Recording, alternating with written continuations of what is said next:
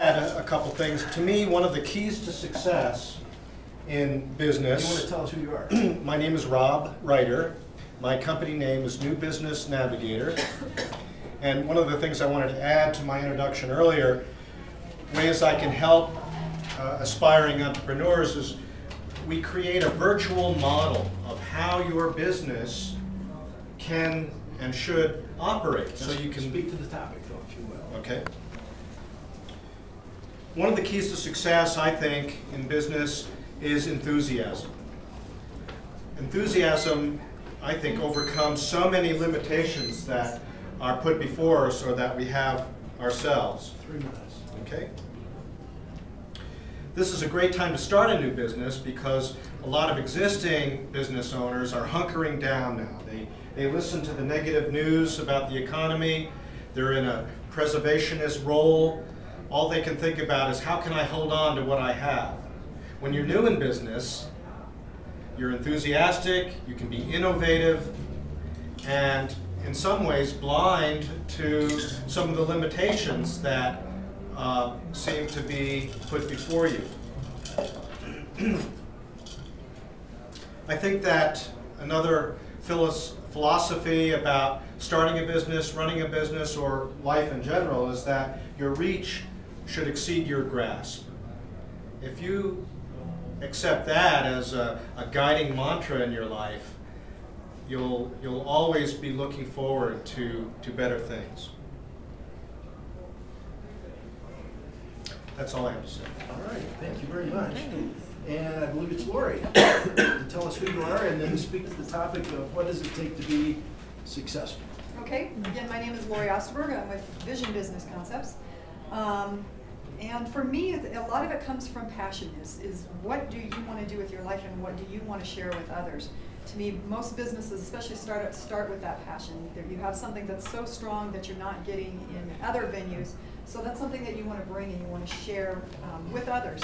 You know, whether it's locally or around the world or wherever you want to do it. It's just something that you want to build and really grow from.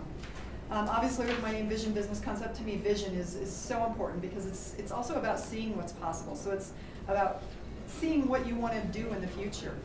Goal planning is very important as far as that goes. So what do you want to accomplish in, say, 10 years or even 50 years? What is the ultimate thing that you're going to do that's going to help other people? And then number 3 for me is belief in what you do. You have to have that in order to obviously have passion and to set your goals and everything, but you have to have the belief that what you have can help other people around you. So very important to me. And then the desire to give that passion to other people. You have to be willing to share your knowledge, share everything that you've learned up until now with other people, and just give freely. All right, thanks, Lori. Let's see, who is our other number 2? That would be me. Dave Bravdigan, going last. I get to reiterate what everybody else says because that's exactly what I had as well. What Lori said, passion. You have to just, to do what you do, you have to just, specifically with a startup, you have to dive in and really truly enjoy what you're giving to other people. Specifically what I did, quitting a conventional job in the corporate world and just believing, again, another one you had suggested, believing in what you do and have full confidence in what you're giving to other people. What I'd like to add is think unconventionally. I think too many people, and John would suggest this as well, is that people think too conventionally. The SBA route to go, you have to do this, your business plan, you get financing, blah, blah, blah. That's too conventional. Other people are thinking this way. You have to be thinking outside the box. Personally, I didn't go that way. I just had a feeling, I had an idea that I truly believed in, and I went for it. Had my own funding, and now it's happening. How successful is it? We're in our 2nd year operating, so it's a food business in this economy. So that gives you some idea of the success. Lastly, put both feet in. Go for it. You can't do something like this with 1 foot in. You have to commit to it and go full force. I would say that's the biggest one. It takes all of your thought, all of your passion, all of your belief to move forward in doing a startup such as this. All right, thanks, Dave. You bet. if you'll hand that back over now, we'll take turns asking questions now, and we'll do this for about 10 minutes. At the end of the questions, we'll go back around and get a quick final comment from everyone. So if you don't get asked a question or you'll get a chance to ask your question, you'll still have a chance to participate right at the end of the meeting. We'll be adjourning it right at 1:30. I'll ask the first question, and the best questions come from genuine curiosity when you really want to know. So Dave, I'm going to ask you how you've applied these principles in your own personal life and where it's made a difference for you. Well, I think you have to apply them every day in your personal life. It's lifestyle. It's how you treat other people. Reflection of your philosophy. I think you measure return on investment not necessarily in dollars and cents, like what I was telling the cheerleaders from the high school. Return on investment there, not only get dollars and cents back, but in the future, those children in the motels. Well, I'm thinking. So in my own life, you know, I've done out-of-the-box things. For example, I went down to the Democratic Convention here that we had in 2008, and I brought my guitar and put on a hat. And that's where my CD came out of, and the idea to kick off a music career. I've been an auditor and an accountant for 25 years in government, auditing federal contracts that came into the city of Denver, trillions of dollars over the last 25 years. And I also had a career in sales and music and athletics before that, and as a consultant, and political consultant, and business consultant, and community service work. So that's how I've applied the vision. With respect to the music, it's in its inception right now. I'm still looking for ways to market it, because I just have the demo recorded, which is available to you today. Peace, Prosperity, and Love for All Mankind, the story of my day as a street musician. And it's got original songs and stories.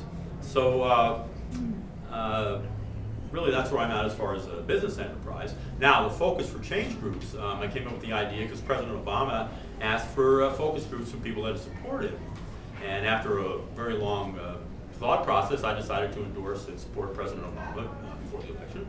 And so I came up with the idea of let's do an event day, Focus for Change Speak Out Day, in colleges and high schools, use them as hosts or churches, other organizations. So starting, there's one January 31st at Colorado Christian University, because I want to bring in all kinds of universities and high schools.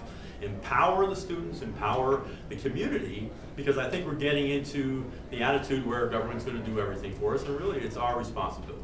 So we want grassroots from the bottom up, not from the top down.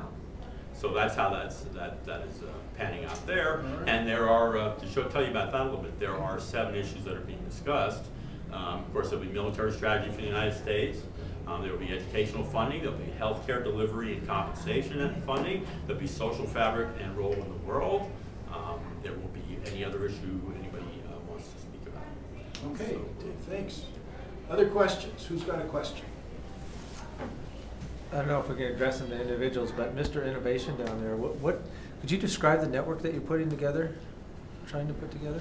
Is this questions for the... Well, actually, I'd like to ask questions on the topic of what does it take to be successful. And those are good questions, but maybe I'll you get can see to it right afterwards. And final comments, you'll have a chance to make any announcements that you've got about things like that. But for right now, and this is kind of an experiment here today, guys. We're trying to apply the Socrates Cafe format to this business meeting. And business people sometimes have a hard time with this. We're investigating the topic of what does it take to be successful. So the best questions come out of genuine curiosity about something that you heard someone say. So does anybody have a question? I was getting my notebook out when the first of Dave's principles were stated. What was the first principle? First one was to have a dream or a vision. First thing is to have your vision. I think other people are dream and vision is number 1. I have a question. Okay, Barb. For you, the vision, you said something about having it that is attainable. Is there anything not attainable? I mean, if you're looking at something you want to do, and I come to you and you go, that's really stupid, Barb. I mean, that is like out there, you're never going to make it, this world's not like that, you're not going to, you know, is there anything, can you judge that when you have an idea of something that you want to get on the market or you want to do? Is there something that is just absolutely impossible? I don't think so, but you have to have, excuse me, you have to have the belief in it. Right. That's okay. It's stereo, or you got two